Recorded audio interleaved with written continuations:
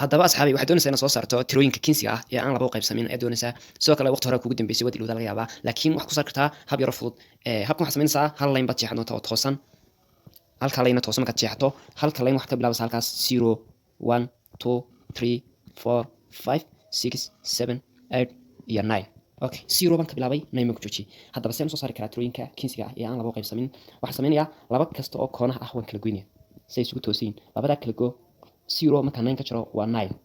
way 9 waan hayaa haddana waxaan kala goynayaa labadaas 1 iyo 8 kala go waa 7 haddana labadaas kala goynayaa 7 iyo 2 kala go waa 5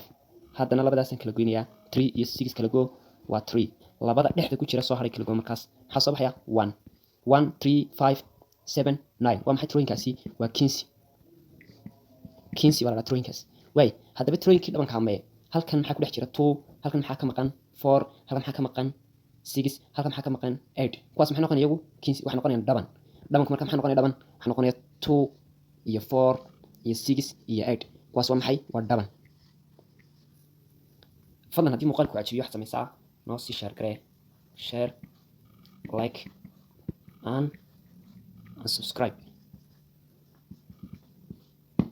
thank you